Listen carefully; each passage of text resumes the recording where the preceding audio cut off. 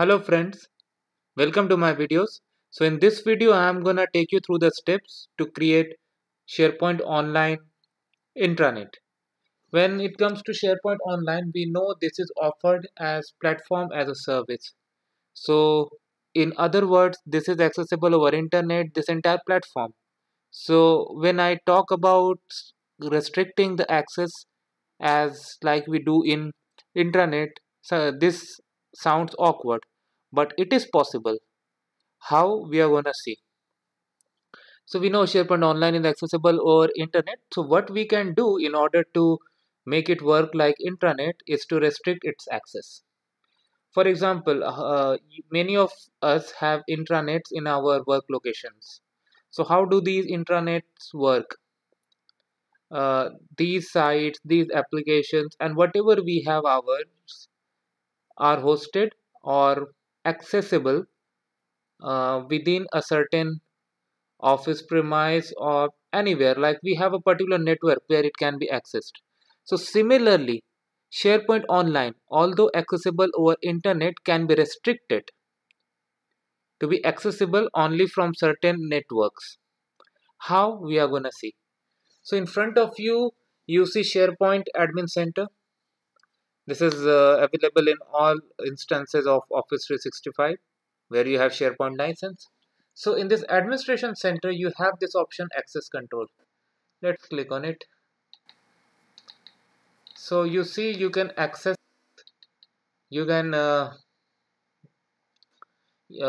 restrict the access from specific IP addresses. So by default this is unchecked. If I check it, I can put IP addresses here from where this can be accessed. For example, suppose you have a requirement.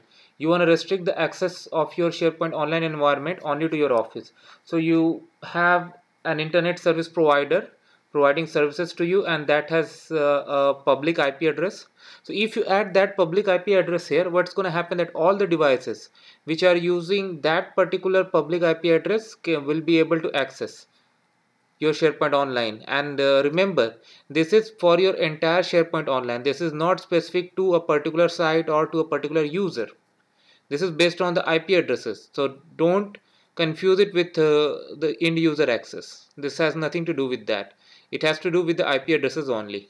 So a particular user, although a site collection administrator or global administrator, can only access if his or her machine is in that IP address which is added here, in case you go ahead with this option.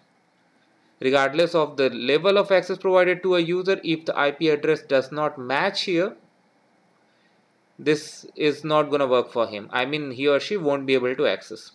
So what happens if I put a public IP address here and then I click on OK? Then yes, now the access is restricted. After doing that, if somebody tries to access using a device which is connected to a different network, this is what it comes. They get this kind of error message that says, due to organization policies, you cannot access these resources from this network location. So I hope you liked this video. Please leave your comment, a suggestion, and anything else, and do not forget to like and subscribe. Thank you. Bye.